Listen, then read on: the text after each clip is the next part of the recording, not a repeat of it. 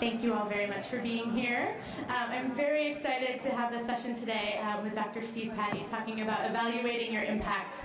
As you know, we've talked about telling your story, and we're constantly asking you for information, and we really want to talk about what that information can do for you as programs and how that can help to tell people more about who you are and what you do and to get them excited about that.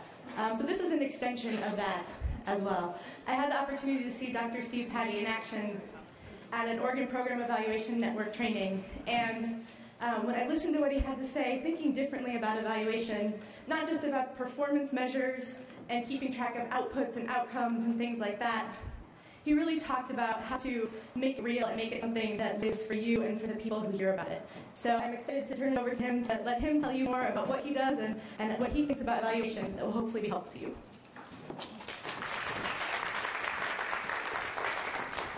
Well, good morning, everyone. It's great to be here with you this morning. And I just want to say thanks from a citizen for all of your great work, and just the kinds of things that you do is monumental for the health of our society. So on behalf of one, thank you so much for all that you do for all of us. So this morning we're going to be thinking about evaluation and how to measure impact and communicate impact and get at things credibly with some teeth and some substance and some meaning, and see if we can make some progress on thinking about evaluation.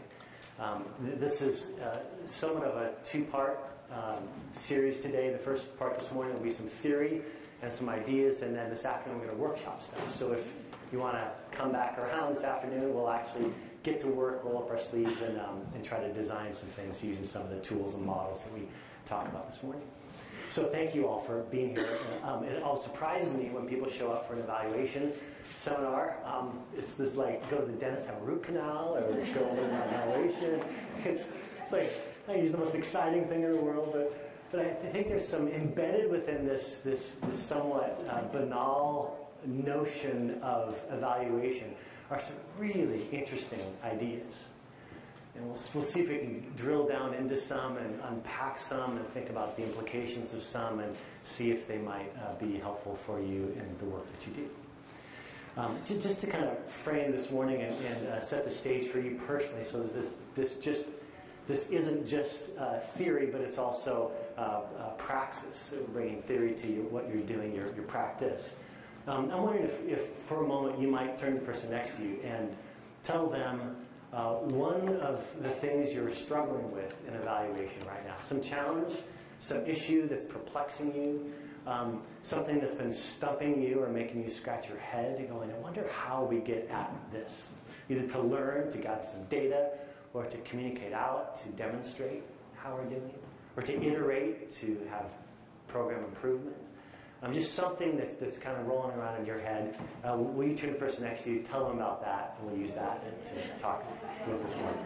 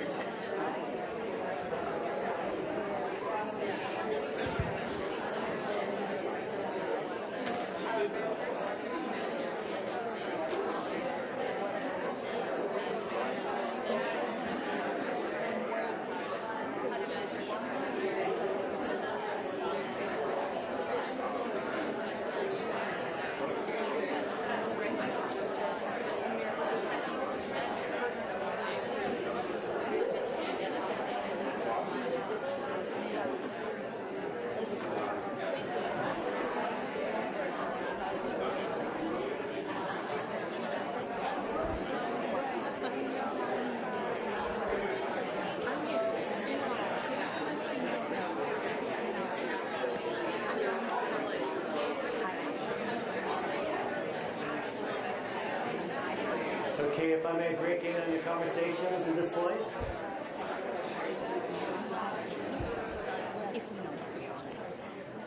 All right, if you haven't yet had a chance to voice this challenge, just keep it in your head, and we'll pause a few moments along the way and have you interact with that. I think we'll start this morning with just a few guiding principles or guiding premises of evaluation. These are just fairly general, they're fairly high level. Some of them you may look at and go, yes, okay, but let's just kind of spend a few minutes getting all on the same page here. And then the second movement this morning, I'd like to introduce you to at least 4 key ideas that might help frame a strategy for evaluation. So these are guiding premises. Ready? Here we go, I think. Evaluation is leadership. All right, it's an interesting idea that evaluation is leadership. For oftentimes we attach evaluation to the back end of our programs. We kind of retrofit it. After all the excitement is done, after we've completed all that we've set out to complete, then we sit back and go, oh yes, we need to write a report for our funders, our constituencies, our stakeholders, our boards, or whomever. And so, okay, what data can we collect from this? Let's package it, and then, okay, who can do this? And then we'll kind of push it off to somebody, some back room or some smart person that has taken some course in this thing, and offload it to them, and then off we go to our next assignment and activity.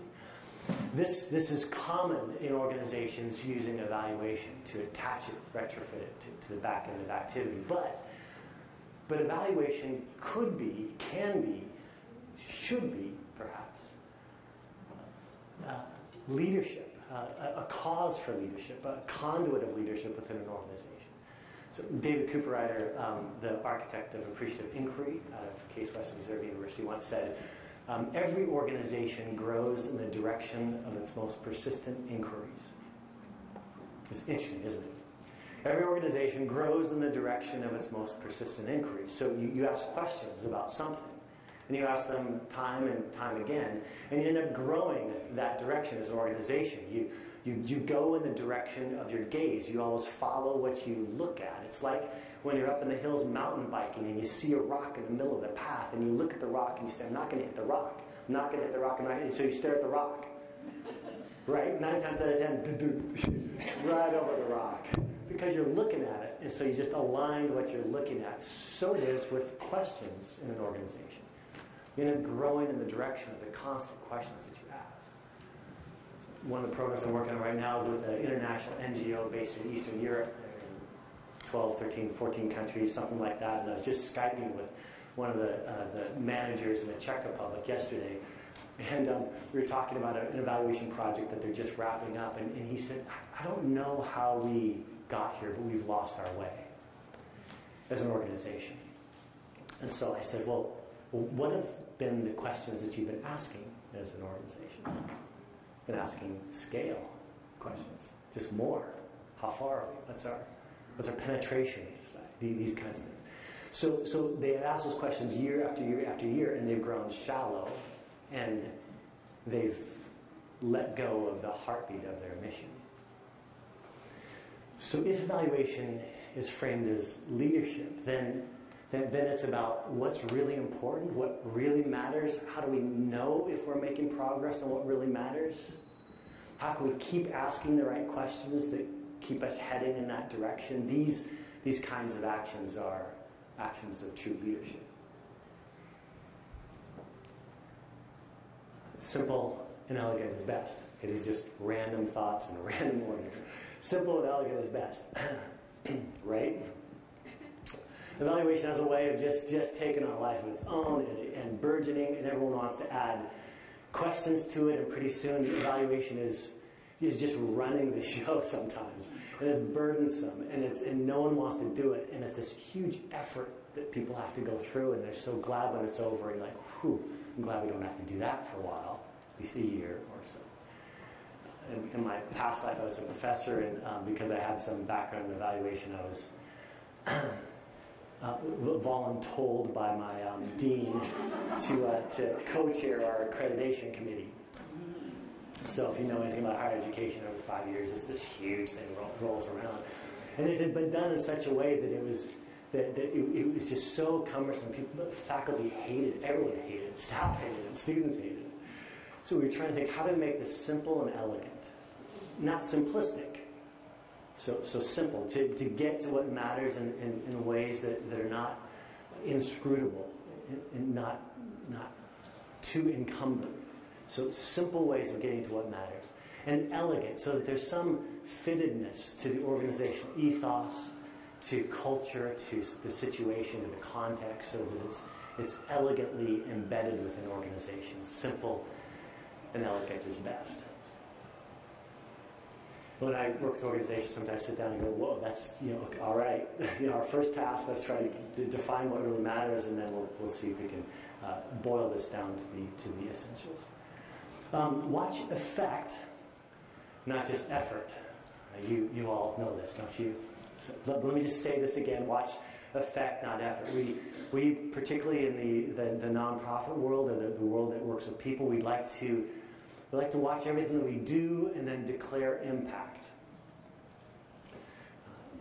Years ago when I was a grad student in Chicago, my girlfriend at the time was an all-American swimmer, and her event was the mile. In order to swim the mile competitively, you have to conserve energy and be very careful about every movement because it's such a long race. And I watched her swim a couple times, and it looked so easy, so effortless, that one day I challenged her to a race. In a moment of hubris, we were studying on the shore of Lake Michigan, and it was a hot day, and there was a little buoy out there, and I'm like, I'll race yet. Boy, ready to go. And we jumped in the water, and I looked up, and I was halfway there, and she was, at the buoy, just waiting for me. Now, if you were standing on the shore watching this race, and watching me, you would have seen a lot of effort. There's all kinds of energy expended. There's a ton of thrashing around, a lot of splash, right? A lot of splash, but not a lot of progress. We tend to want to measure our splash and declare progress, right? To measure our effort, look at our splash, look how much we're doing, and then declare we're kind of making a difference. So watch effect, not just effort. Let me pause right here for just a moment. Will you turn to the person next to you and tell them if any of these make you think about anything related to the challenge, the evaluation challenge in front of you. Just turn the person next to you for 60 seconds and connect the dots for us. Yes.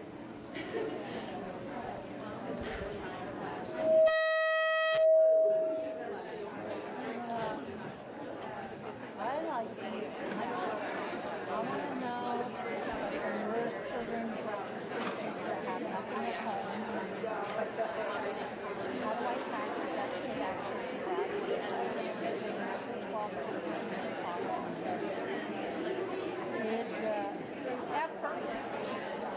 make but when you do your matrix, they want what is it? Higher graduation rates, what next year?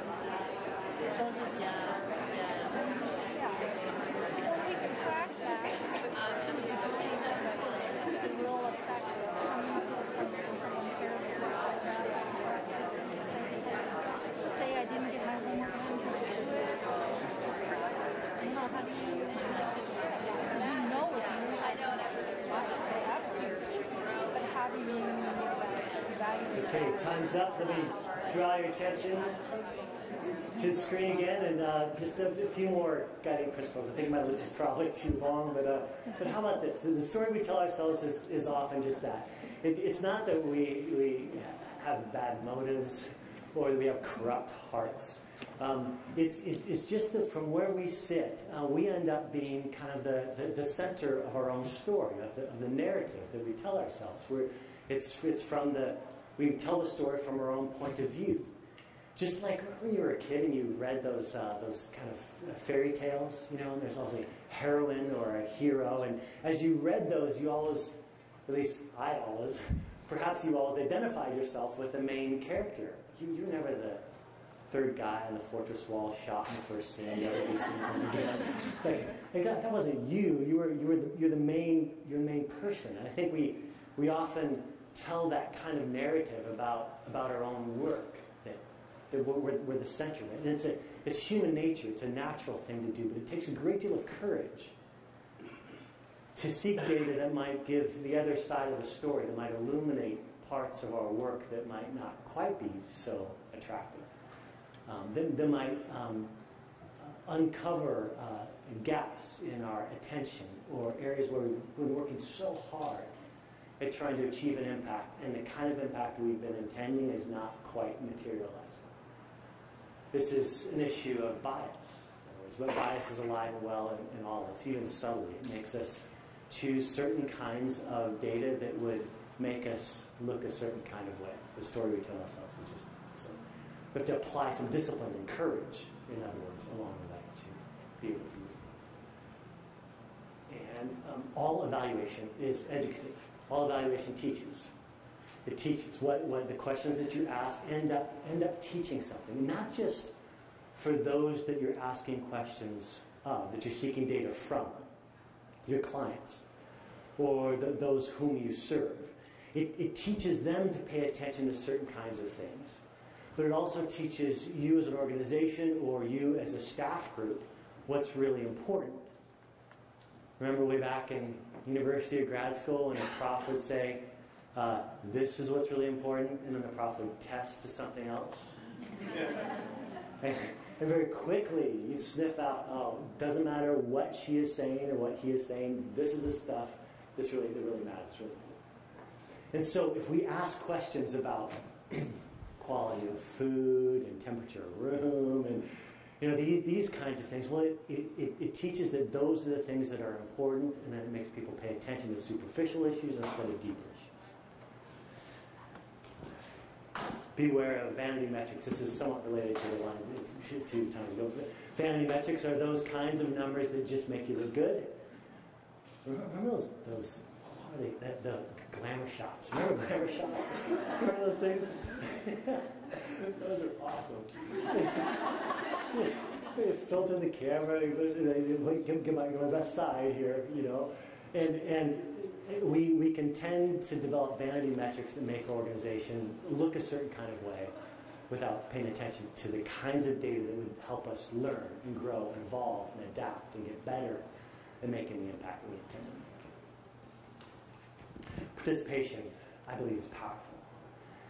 It's really powerful. And I think that people, I've seen this time and again, people don't really own evaluation unless they're at some point a part of evaluation. So this, accreditation, all the way to even frontline program evaluation. People are not involved in it somehow. If they don't participate in it, then they don't care about it. And there have been so many really good evaluations that have been done, written up, handed to an executive team. They read it in one staff meeting, put it up on a shelf, it never goes anywhere. They don't care about it because no one's been involved somehow in the process.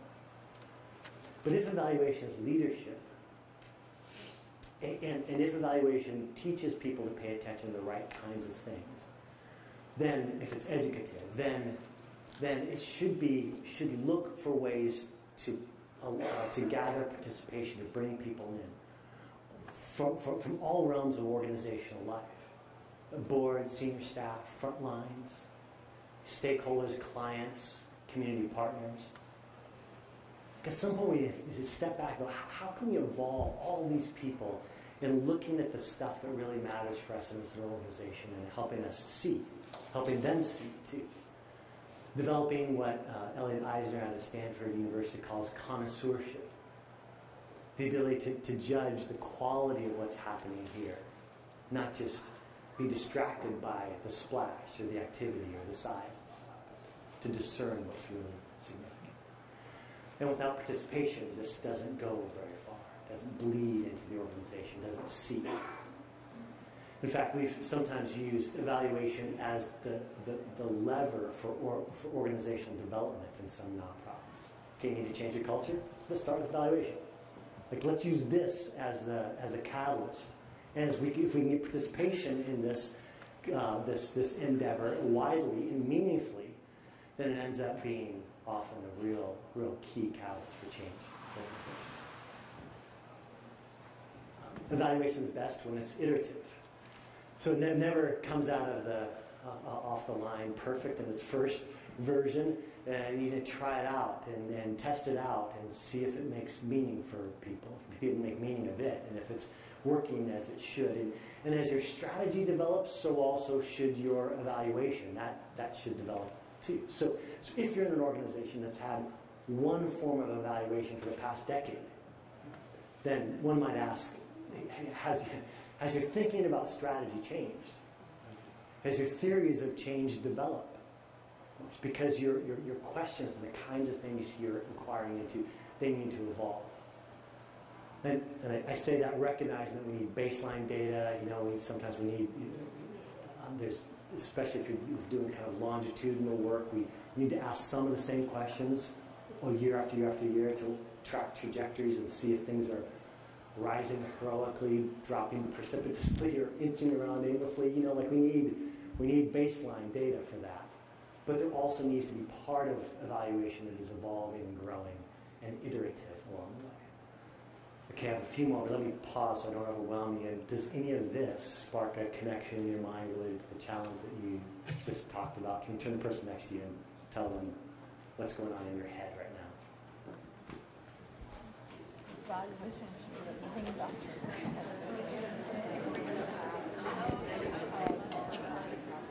Exactly what all of our stuff really is.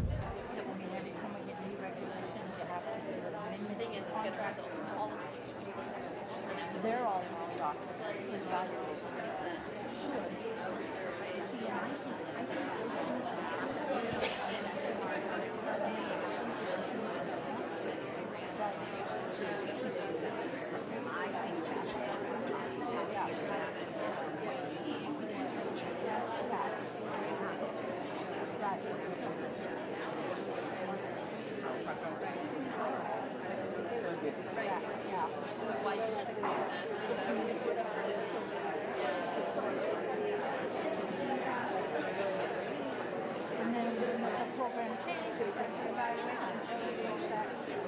okay, I'm getting kids to breakfast, but only till the third grade, and then they're not coming quite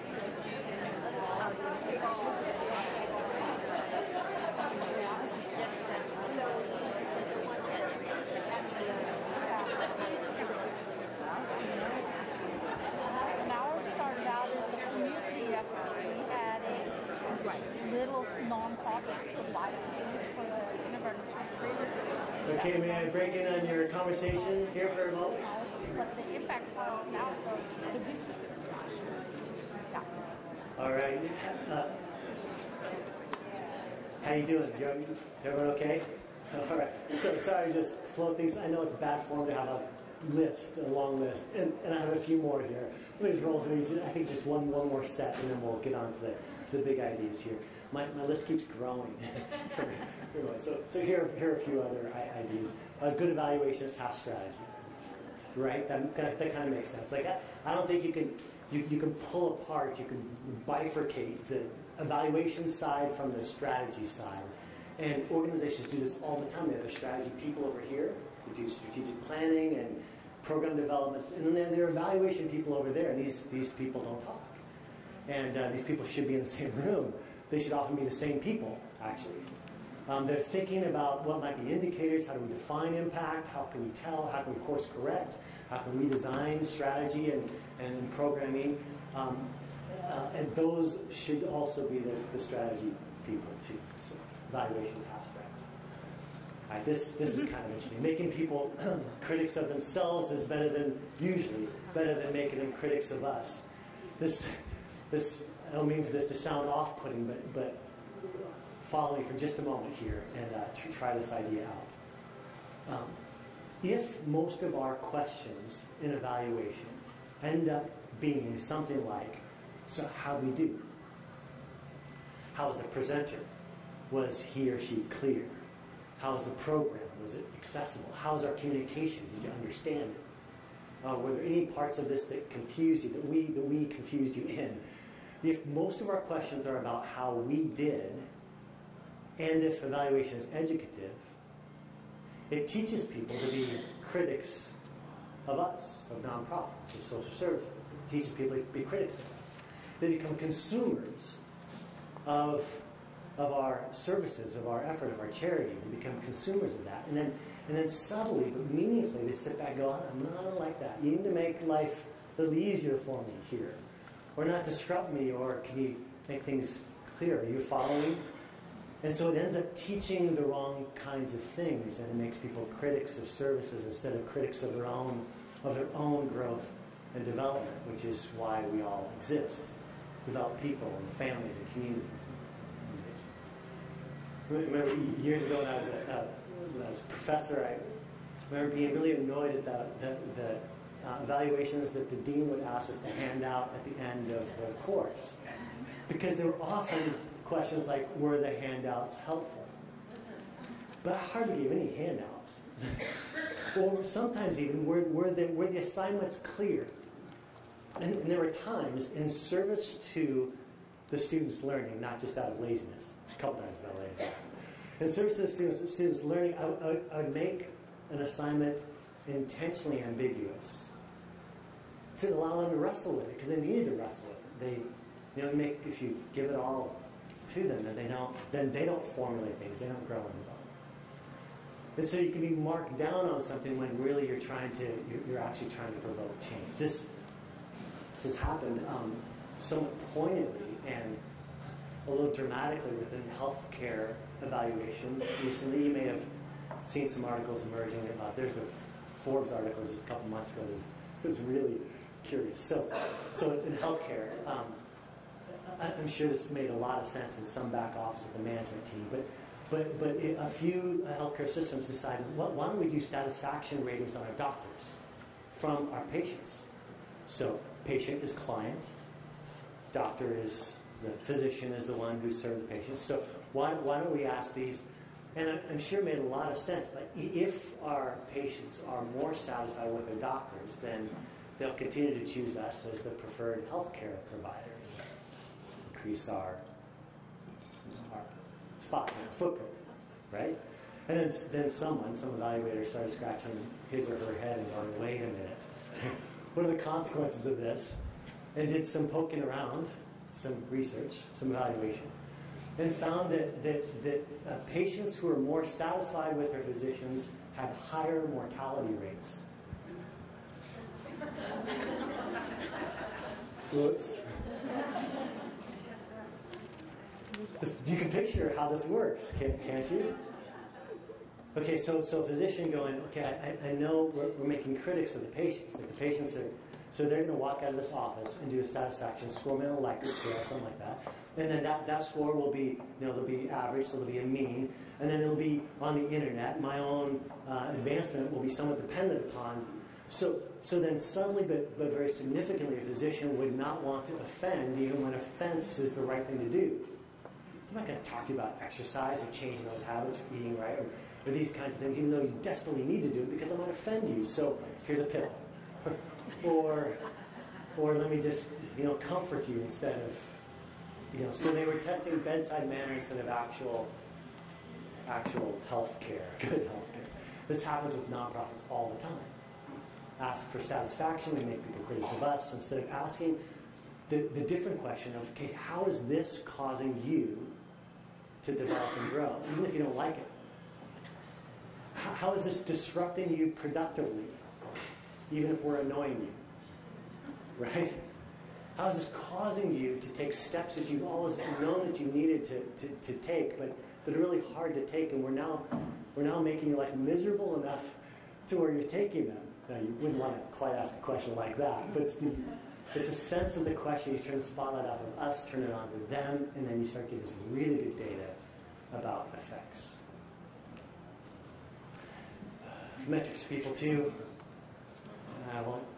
Okay, just one thought about it. A lot of there's been a big push to try to get to inanimate metrics because we feel like, well, people are slippery. Like, how do you measure people when we're in the people business? So let's measure stuff that are inanimate. But really, even those inanimate metrics are proxies for people's behavior, for their values, their beliefs. I was working with Marmora Trust a little bit ago in the Willamette River Initiative, and it's about healthy river systems. And there's those of you who are not from here, the Willamette River runs through here, there's a big valley. And so how do you make the river system healthy? We started pushing into what might be indicators of that. What will we look at? What metrics? We realized very quickly that those metrics are proxies for the mindset of people, the behavior of people, the value of people, the relationships, these kinds of things which are very human. Avoid the naturalistic fallacy, which is defining the ought by the is. Learned this from college days. So don't just define what you ought to gather, the data you ought to gather, by what data you can gather.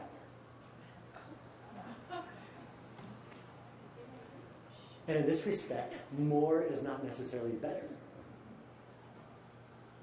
So just because you can gather data doesn't mean we should gather data. Just because it doesn't, and because sometimes like a stack of data that's sitting on an ED's desk, that might just actually distract her or him from seeing the real picture. It's just overwhelming data, choking on data.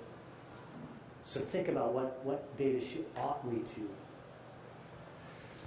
Okay, just a couple more, I promise, and then we'll get to the there's no shortcut to insight. Oh, I wish there were.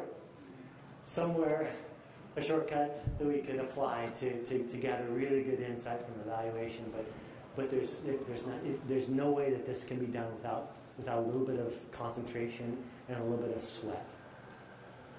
Metaphorically speaking. Sometimes actually literally. I was giving a presentation not too long ago, a couple months ago, down in the Bay Area to a bunch of foundations, and at the end of the presentation, a wonderful woman from the back row raised her hand. She's part of the Packer Foundation, which is a significant foundation. She says, I appreciate what you're saying. This is really wonderful, and I wish we could do that. But the people that we fund, they're so busy. They don't have time. Can't we just design one questionnaire and just give it to them? They can fill it out really quickly and give it back to us, and we gather all this data. I'm thinking, sure, you can. You're welcome to, but it's kind of like going to the gym and going, I'd really like to have, washboard abs and buns of steel and whatever. But I don't want to work out. I don't want to work out. I want to sweat. I don't want to have pain. Isn't there just a quick way to do this, a shortcut to getting fit and healthy? Now, granted, there are better ways to exercise than not. You can waste time and hurt yourself and do it in a way that's so painful you'll never do it again. So there's some skill around this, but there's no way you can do it without a little sweat. And evaluation, the last one. Evaluation is a human endeavor, so we really have to pay attention to the human dynamics of evaluation. There are people on the other side who are gathering data from. There are people also who are analyzing the data, who are interpreting the data. This is a human endeavor, so you have to pay attention to context and culture and ethnicity and developmental stage and history and trauma and all of these things that provide the contextual backdrop for our evaluation. And if we ignore that, we ignore that to our peril. There have been some questions that I've written. My dissertation 20 years ago was an instrument design for adolescents.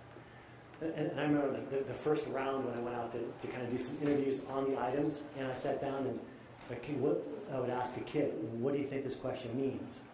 And they would start talking to me. I'm like, that's not what that means. I was writing it for my PhD perch. And there's an adolescent going, what are you talking about? Okay, just for fun. Have you seen the book F and Exams? I ran into it in the airport once, but this just illustrates that. You know, these are real responses from kids on real tests.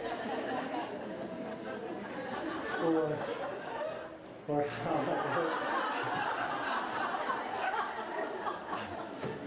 it makes sense. No, I like this one.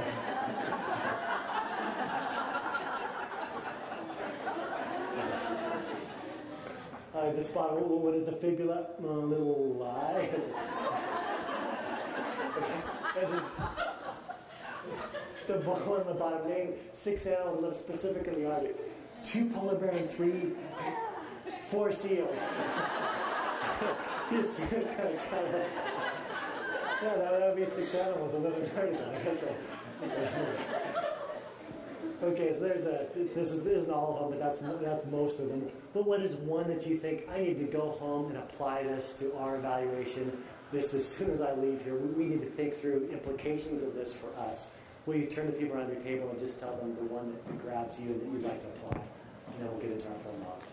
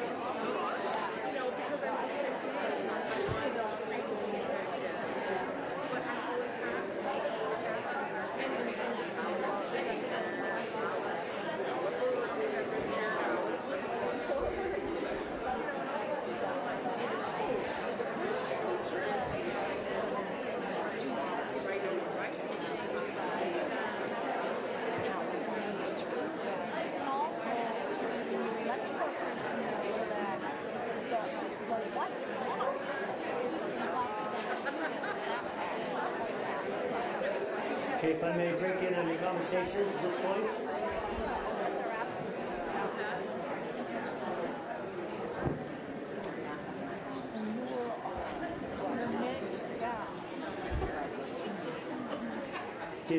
If you have a question or comment about this first series of ideas, if you could just make a note of that, we'll try to do a little Q&A right at the end. But I think in the efforts of time, let me just move on to our 4 key ideas and see if we can roll through that, and then we can pause and talk together as time allows. Does that sound all right to all of you?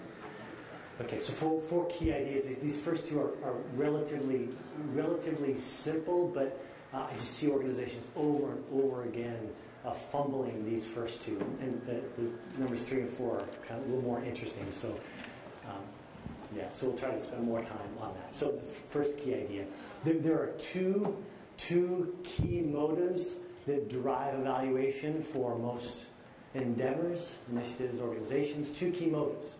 The first is to prove, because you have to prove. You have to demonstrate that we're doing what we have said we are going to do. We have funders and stakeholders and boards and communities that are watching us. And so somehow we have to demonstrate. We have to prove. That's one key motive. But the other key motive is to improve, to get better. We know that what we're doing right now may be really wonderful and good, but we don't want to be doing the same thing 5, 10 years from now. We want to grow and evolve and adapt and get better and develop our theories of change and hone our execution and respond better to the changing climate and culture around us. So we need to improve. We need data in order to improve that. Otherwise, we're just making it up as we go, trying things out. Oh, look, that worked. It would be much better to have some data that would inform, so we have some evidence-based decisions that would help go forward. So prove to improve. And many organizations will overweight one and underweight the other. Which do you think they normally overweight? To prove or to improve? Yeah, absolutely. And what are some of the consequences? Can we do this on the room size?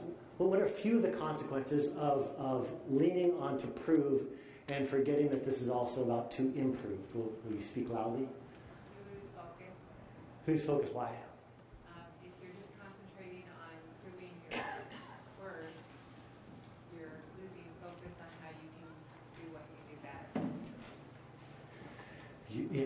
it becomes all about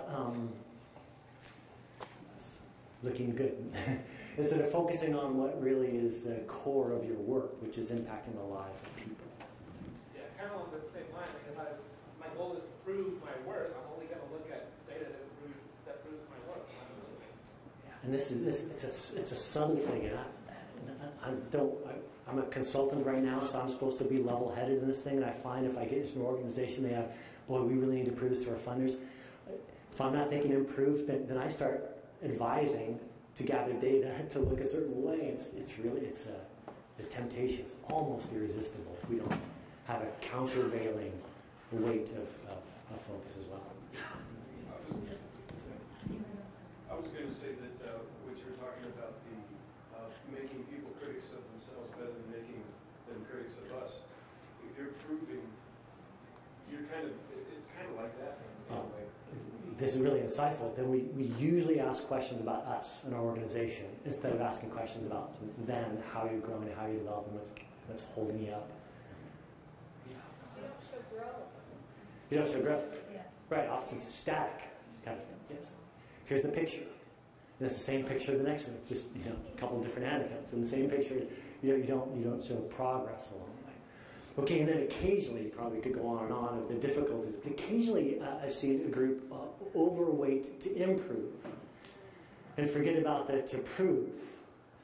Okay, so a group, this doesn't happen too often, but they're always thinking, how can we get better? How can we get better? What do we need to change and adjust and adapt in? And they're not thinking about, well, what demonstrates that we're actually making good on our promises here? What are the consequences of that if that is overweight there? Thank you. Mission drift, right? This is organizational ADD. Right. Okay, what's the latest, greatest, the newest idea? And then they're just kind of chasing the stuff that's out there.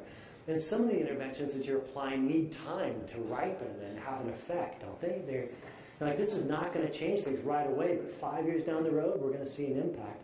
And if the organization is constantly course-correcting and not sticking with the stuff that is the good parts of their theories of change, then they might not see the results because they're off mission. So, hold these two. Whenever you do evaluation, hold them both. Whenever you have conversations about evaluation, hold them both. Okay, what kinds of things are we doing that would prove stuff? And what kinds of things are we doing in evaluation that would help us improve? If you hold them together, then things will go much. Okay, those are two motives. Here's key ID number 2. There are two credible modes of evaluation. And they're not what most organizations use. So follow me here for just a moment. Commonly, what we have in the nonprofit social service world are these two modes. Quantitative, let's gather numbers, and particularly the numbers about splash, about outputs. So we talk about scale of delivery, number of people served, a variety of programs offered, curriculum that we are rolling out, these kinds of things. So numbers primarily about output. And then because we know intuitively that the numbers don't tell the whole story of our work, since we're working with people, then we go for the anecdote. We go, oh, let's get a story of a life that's changed. And so you'll see in annual reports, right? The narrative of this is all we've done, so our effort is all we've done. And then a sidebar of a gripping, heartwarming story of a life transformed. And if it's a progressive organization, sometimes they flip those. The narrative is the heartwarming story. The sidebar are the charts and graphs of how much output we've got. Have you seen this? Okay. Yeah, have we done this? We'll take a moment for confession here. So good quantitative, you understand this. There is not so good quantitative, and there's really good quantitative. So let me just run down. You know this here. So data, numbers. You translate things to numbers. Even sometimes some very tricky notions, such as even the idea of satisfaction, which I'm not a big fan of that idea in evaluation. But there's so much to that. We reduce it to a like a number or something like to translate it to a number. The instrument's a tool. The method's standardized because you want you want to track things or you want to compare and contrast things. The purpose is to measure, the application, of course, to compare and contrast, because a number in isolation doesn't mean a whole lot. If you were to run into me and on the quad here or whatever they call this beautiful spot in Portland State, sometime this afternoon you ran into me and said, "Steve, it's great to see you again. How you doing today?" And I said, 42. Great. I'm glad to hear that. Okay, well then, a number just sitting by itself doesn't. Were you at 32 yesterday? Well then, congratulations. Things are going better. Is the standard for men your age 52? Well then, we need to do some intervention here. Has it been 42 every day for the past 3 years? Well, really? Your life is really boring. Let's do something. So there has to be some type of quantitative comparing and contrasting for a number to mean something. I was working with a very large nonprofit down in Los Angeles a couple of years ago, and they did their employer survey, so thousands of employee survey, and kind of the main number that all came to was like 72. And I said, "Well, what does that mean?" He says, "I have no idea. Last year was 71, the year before was 73. It's a number. So there's some limitations to numbers, particularly when you go to inquire into human beings. Now, numbers can be brilliant. We'll talk this afternoon about how to do numbers in a way to really get at stuff that's important. But just briefly, how might numbers not get at the real important stuff of your work, the work that you do with people? How are numbers limited when it comes to measuring impact in people?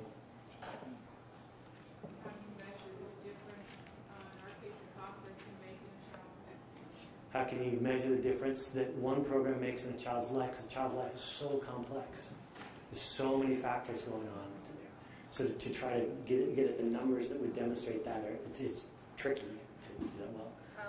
We're in Roseburg, and so when we're possibly going for a grant in Tuskegee, yeah, it's very hard. But we live in a rural area, so our numbers are going to be way more skewed than those in Portland, right, or those that are in an urban area. And so it's just really hard sometimes. Like, how do I make my numbers reflect the value that it brings to rural communities as opposed to urban areas?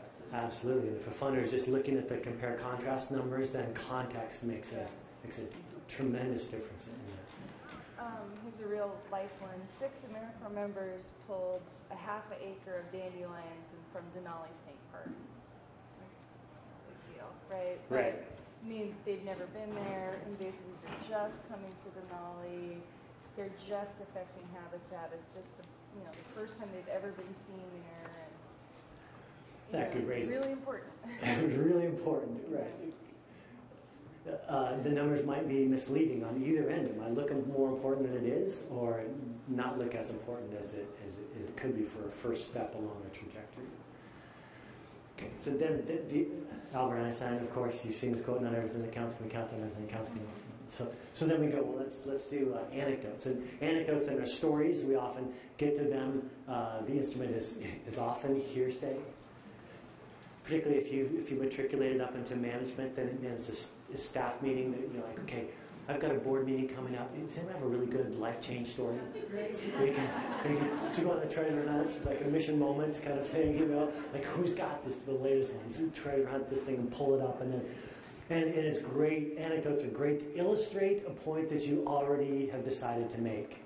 Anecdotes are wonderful for illustrating a point that you have already decided to make. They're great for inspiring people, for warning people. So use anecdotes. Use them in your speeches. Use them in recruiting people. Use them in pitching your organization. Just don't use them for evaluation. One of my research professors used to say the plural of anecdote is not data. Just because you have a story or two, or even 3, it doesn't necessarily mean that the great things are going on, because the human spirit is quite buoyant, and even in the toughest of circumstances, you can find something going well, right? And elevate that. Because the limitation of anecdote for good evaluation is what? Don't have big enough sample size. Yes, so it's a problem of generalizability. How do you know if this is a one-off? How do you, or if this is truly representative of what's really happening here? So we often use anecdotes to communicate themes of findings or to illustrate themes of findings from qualitative. So we would say that we need another mode. So anecdote is not good enough. So my slides are a little out of order here. We need something to get credibly into deeper issues that a way that's not quite so fragile and misleading as the anecdote. Any of you remember Václav Havel? Some of you are way too young to. Okay, he died a year or two ago. He was the first post-communist president of the Czech Republic. He was a playwright and poet during the Cold War, and those of you who are too young to remember the height of the Cold War, I went to high school in Germany during the early 80s, late 70s or early 80s, and we were just, I was a military kid, went to military school and stuff. We were just hours away from the Iron Curtain. And if you drove east, you drive east through these little German towns, and then the towns get more sparse, and pretty soon you were on a dirt road, then just a lane, and then you'd be in a forest, and if you kept going east, you'd break out, and all of a sudden this huge fence, actually a series of 3 fences and guard posts along the way, with guys with machine guns and binoculars looking at you, like in the middle of nowhere. But it was scary and a very difficult place, and ideas had consequences. And ideas always have consequences, but they had some pretty dire consequences then. Václav Havel was a dissident during the height of this and spoke out against the communist regime. Okay, that's a backdrop. So transport yourself back a couple of decades, and look at how he writes here. He addressed a letter to Dr. Gustav Husov, who was then the general secretary of the Czech Communist Party. This is what he wrote, and right after he wrote this, he was thrown into prison for the second time. So here's what he writes. This is a bit of a lengthy quote, so sorry about this. This is bad form for a presenter, but you're smart. But one must ask seriously at this point whether all this does not confirm your success in achieving the tasks your team set itself. Those of winning public support and consolidating the situation in the country. So you've set out to win public support, consolidate the situation in the Czech Republic, then Czechoslovakia. The answer must depend on what you mean by consolidation. Okay, follow this. Insofar as it is to be measured solely by statistical returns of various kinds, what's that class? Quantitative, thank you. Or by official statements and police accounts of the public's political involvement, what's that? Anecdote, right? Police go out and get a couple stories. Sure, they can prove anything. And then we can hardly feel any doubt that consolidation has been achieved. So you can make the numbers, do what you want. You can get a couple great stories that prove the point that you've already decided to make, which is what anecdotes do. But what if we take consolidation to mean something more, a genuine state of mind in society? State of mind. Supposing we start to inquire about more durable, perhaps subtler, and more imponderable, but nonetheless significant factors, such as what, by way of genuine personal human experience, lies hidden behind all figures. Because things look like this on the outside, but you just poke in and you're like, whoa, there's something going on in people. Supposing we ask, for example, what has been done for the moral and spiritual revival of society, for the enhancement of the truly human dimensions of life, for the elevation of man to a higher degree of dignity, for his truly free and authentic assertion in this world, which communism was squelching. What do we find when we thus turn our attention from the mere outward manifestations to their inner causes and consequences, their connections and meanings? This is a poet, isn't it?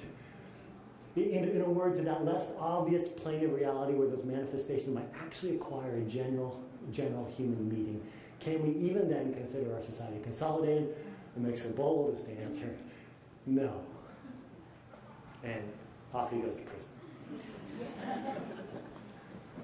So he's saying, okay, your numbers, at least how you're skewing the numbers, they paint a picture and how and he goes, but there needs to be some way to get below the surface and into what's really going on inside of people. And this This, we would say, is our true second option, qualitative. We'll talk about this afternoon, as well as how to do quant good. But it's based on the data sources are conversations, not just chit-chats, but carefully designed conversations to get below the surface, get to the subtler, more imponderable, real place of human meaning, where the durable stuff is happening, to get down there. Observations, these are not frequency counts. This is not sitting behind a mirror and clicking how many times the receptionist is smiling, something like that, although that might be good to do at some point. And artifacts is not digging through people's emails, but it's often seeing the residue of one life in the lives of those that this person is around, like a parent, or a team leader or something. We'll talk about this more this afternoon. The instrument is a self, which is scary but very powerful. The self, like any instrument, has to be calibrated correctly, tuned, so that you're not yanked off into your own autobiography or to reactionary stuff. Again, we'll talk about this later. Method is a bit organic, which doesn't mean it just grows however, but it's based on strong laws of biology. That's organic, and this is based on strong laws of research. And the application is to appraise or discern. So here are your two options. Either do quantitative and do it good, and do qualitative and do it good, but don't rely on anecdote as credible. And I think part of the reason why qualitative in the past stretch of evaluation has gotten a bad rap is because it's been conflated with anecdotes, and people have just said qualitative is just telling a story. And I just caught the last of your last session. I think telling stories is brilliant. It's brilliant, but for evaluation, just put that over for marketing, for community engagement. That's where telling stories is, and good qualitative is a fairly disciplined approach. And good evaluation takes two hands, a quantitative hand and a good qualitative hand. Both these hands go together. It's a big bucket. So, credible, non-credible, hard science, social science, science fiction. Sometimes. So this is your second idea. So I look into the third, but one quick question, and then we'll move on. Well, I was wondering, is this going to be online? Well, okay. The answer is yes. Okay. Oh my, our time's flying. Can we just press it forward? Is that all right? Okay, because these next two ideas are really key. When you go to inquire into human beings and to change in human beings, it begs the question: who do we believe human beings are? What is a human being? And then what is a collection of human beings? It's basically an issue of philosophical anthropology. We're not going to spend, we could talk about that all year. But there's been a simple model that we've been using that has kind of helped frame these are the dimensions of human being that we need to inquire into. Let me roll through them here and then unpack another layer behind it. We could represent this by a triangle and say that every human being has a mental capacity. People think, reason, remember, learn, forget, concentrate, space out, get it, don't get it, understand it, are confused. This is a mental capacity that people have, and all of us have it to one degree or another. Whether we choose to exercise it is probably not a matter, but we have this capacity. People also have behavioral capacity. So people do things. They act, they react, they learn a skill, they apply themselves, they step forward, they hold back, they do or they don't do. This is a behavioral kind of capacity that people have. And then people also have an emotional dimension to them. We feel, we intuit, we are worried, we're fearful, we're excited, we're enthusiastic. We have a rush of adrenaline, that makes us feel a certain kind of way, or we're traumatized and we shut down emotionally. So we have this emotional side to us. Now, we may say there are more sides to people, depending on your philosophy, your worldview, and stuff. But most of us would agree that there are at least these three dimensions. People know things, they do things, and they feel things. So it might be interesting in our evaluation to consider if we are going to inquire into whether we're causing change in people. Are we causing them to know more or know differently? Do more or do differently? Feel more or feel differently? It would stand to reason that we would ask questions in all three of these dimensions. And a lot of the evaluation that I see as I walk in is that one dimension of human being is overemphasized to the exclusion of the others. So my background's in higher education. We think people are well, the triangle is not equilateral, at least. We believe people are like walking brains. And so graduation, we go, go forth, change the world, you've been marked by us.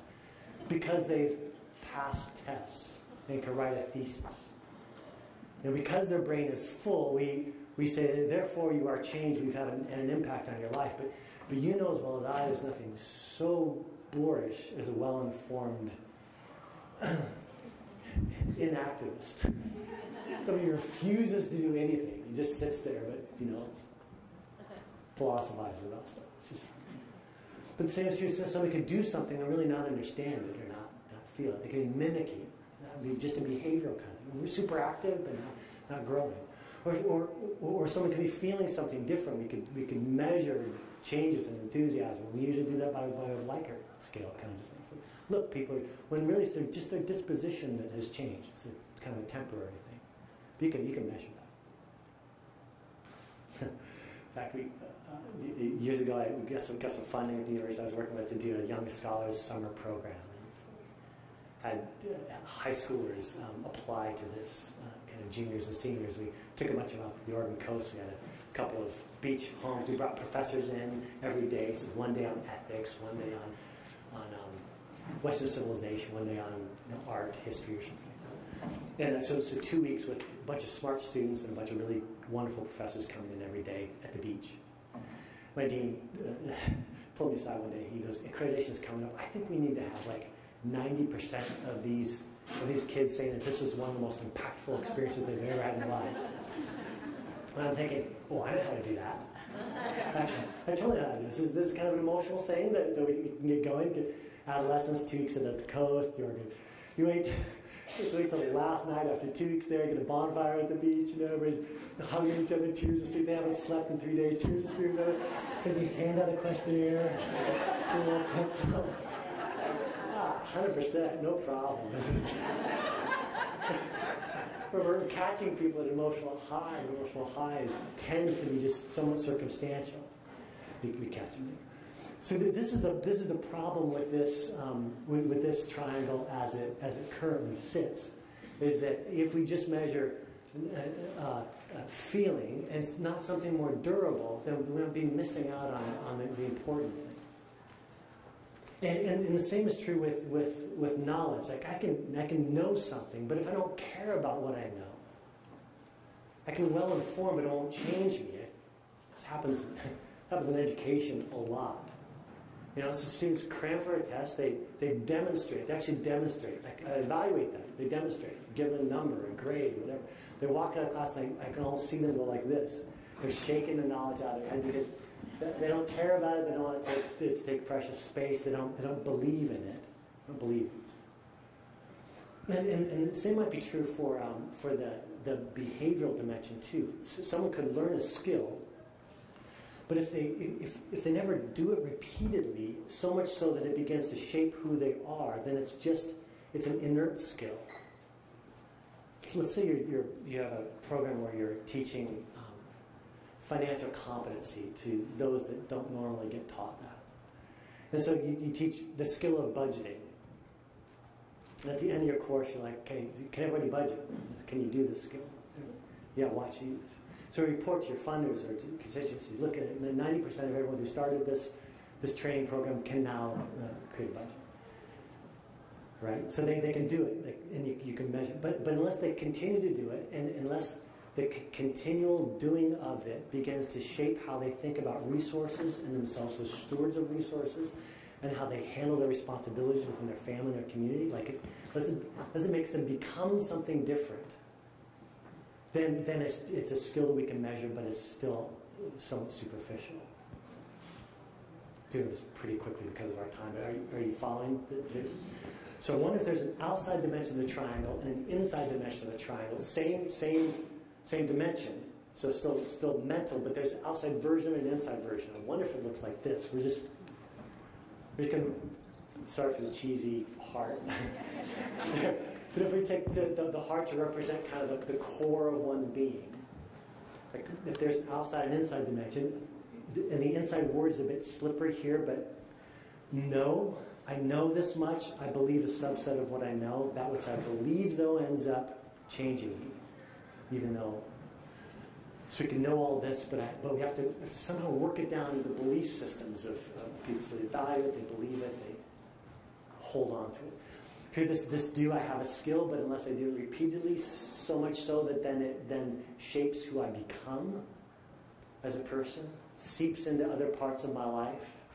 That the skill doesn't just sit in isolation, but it begins to change things. If I become, then we're really having an impact. And feeling, if it's not just a momentary measuring of a fleeting emotion, but something that is matriculated somewhat deeper into the core of a person, so that they're dedicated even if they don't feel like it. They're committed even if they're somewhat annoyed. It's kind of like the difference between infatuation on the outside of the triangle and I'm going to use a weird word here, love on the inside of the triangle, which we've all experienced in our relationships. We're like, I don't really like you right now. I don't like you right now, but I'm committed. I'm dedicated. I'm in. We're moving forward with this, even though I'm not feeling great about this right now. And most of the work you do, you can pump up the emotion, but unless that works its way into changing their love, the things that they're dedicated to and value, and okay, following this. And then here are our species of quantitative, qualitative. Because you can count everything on the outside, you can translate that into numbers. It's very difficult to translate the inside into numbers, but it's empirical. It's empirical. It leaves data. It's a different kind of data, but if you handle it correctly, you can get some really significant issues of impact. Looking at the yellow data instead of just the blue data. And both data are really important to get.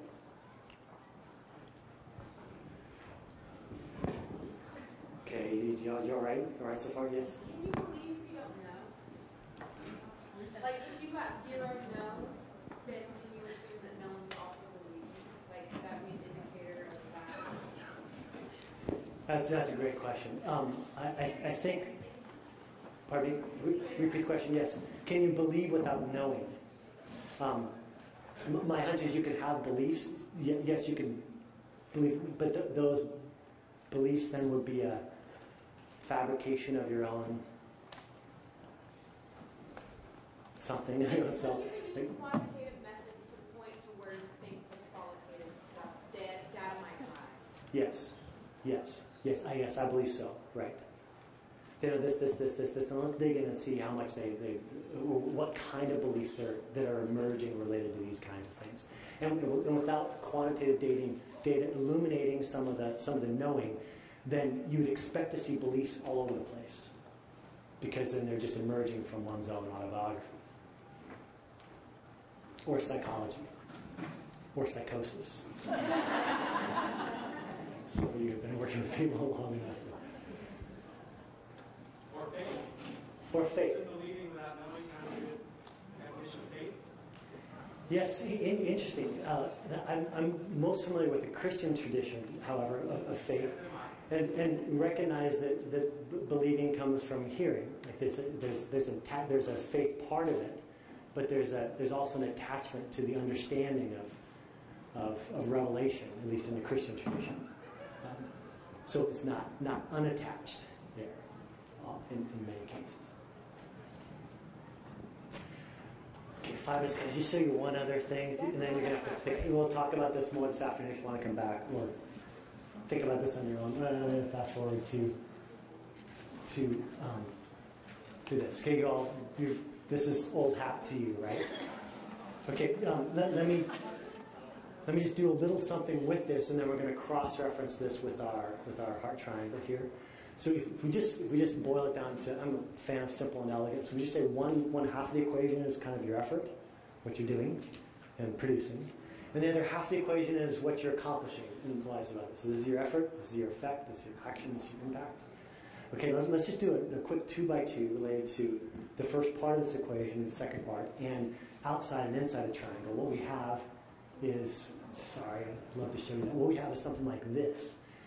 And we just identify these quadrants. We're just labeling them E1, E2, E3, E4. As this is your effort that you can count. So this is the stuff. How many people, how many sessions, how long, what was the dropout rate, so on and so forth. So these are the things on your dashboard. We usually do a dashboard for you once. And then, well, let me show you an actual illustration here. So this is a mentoring program. So this would be like adult-child ratio, number of times per week that you meet, things that you can count. But all of us know that you put an adult and a kid in a room and another adult and another kid in the room, and the experience is not the same. Right? It's just not logging time with an adult and a kid. It's the quality of the adult and the kind of relationship that the adult has with the kid that ends up drawing the kid into growth and development. Sorry, we're doing this fast, but this is the qualitative parts of the activity. This you can discern, and you can develop and staff a connoisseurship for this.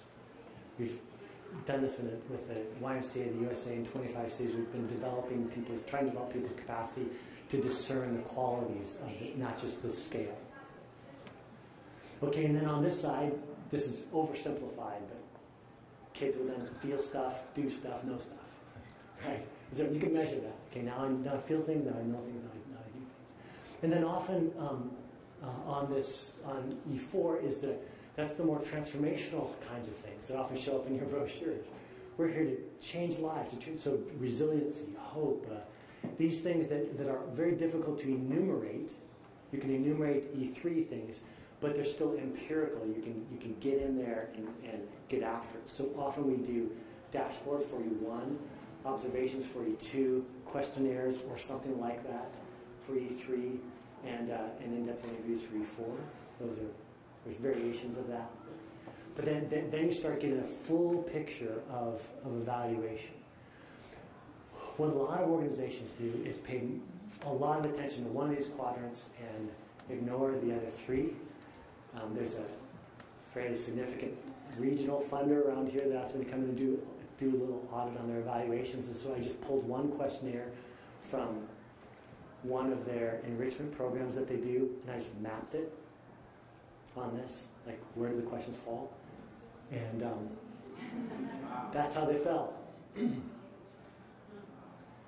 A lot of orgs do this. They measure up one side and down the other E1 stuff because it's data you can get, and then they declare E4. Right? Measure E1, declare E4. Therefore, transforming lives. Like, wait, whoa, time out. Let's see if we can get a more robust picture of what's going on. Okay, so here's, I think we have a few more questions. That clock in the back is a little fast, which is really nice. Can I take a couple questions right now, and then I'll give you a piece of homework to do, since I'm a recovering professor. I'm sorry, I was just going to point out that that's really fast. You have about 10 more minutes. Okay, thanks. Yeah, I was watching that going, oh no. We want you to talk more. Yeah, we want you to talk more. Is this what you're going to break out later in the afternoon session? Yeah. And there's particular. We'll talk some about the skill set needed to do particularly E3 and E4, and maybe some E2 stuff. As you might imagine, to get inside the triangle for E4 kinds of things, it takes a strategy. You can't just, in other words, sit down and go, so, how are you loving? Are you believing? That's super off-putting, and people run for the hills. You're weird. And your risk managers will be all over you if you try to do that. So there's particular technique, and we'll get into that this afternoon, of how to do that in a way that's elegant, that's not off-putting, that actually ends up being educative for the one doing the interview as well as for the interviewee. We've had time and time again an interviewee come back or call back and say, I've been thinking about the questions you've been asking, and I have more to say about that, which is kind of a neat result of evaluation.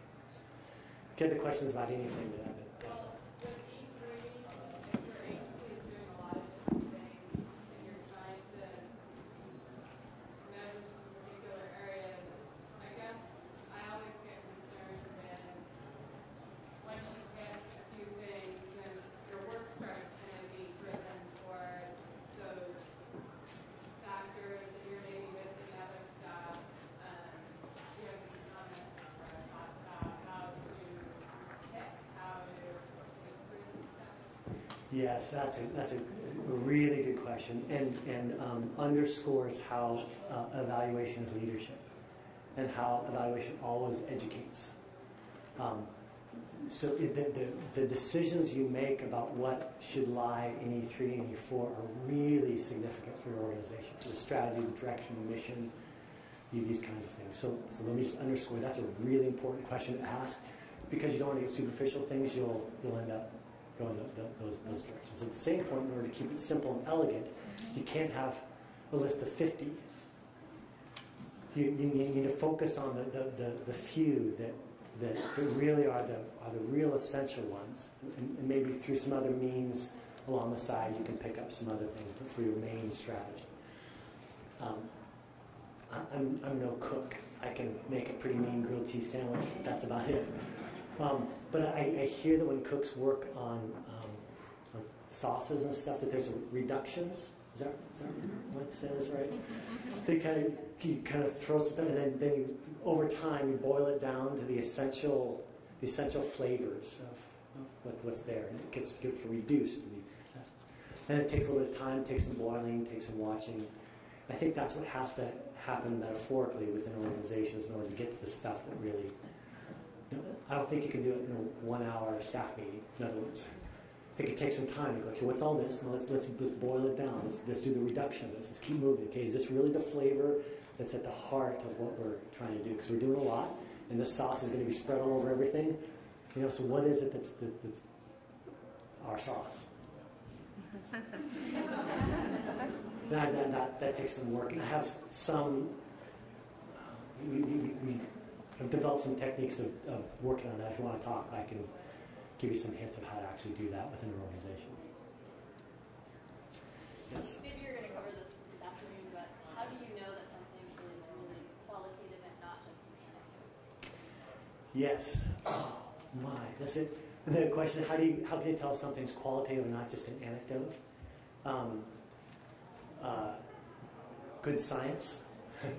So, and what I mean by that is that you've identified the population well, you've sampled correctly, you've developed a protocol that actually gets inside the triangle data and not just spins around the outside of the triangle, which some lively conversations can just be spinning.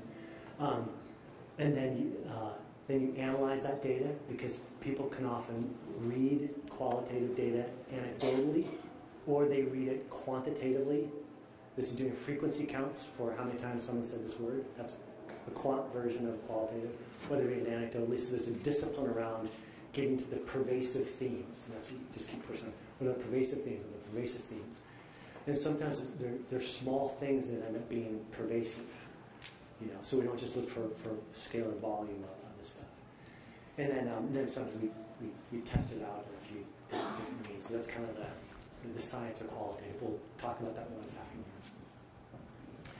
Okay, if you would like some homework, I'd recommend just taking one of your instruments, the questionnaire that you have, just pulling it at random from your files, and doing this with it. Just item by item. Are we asking this about our own activity, and is this something kind of on the outside of the triangle? Are we asking, is it E1, E2, E3, E4?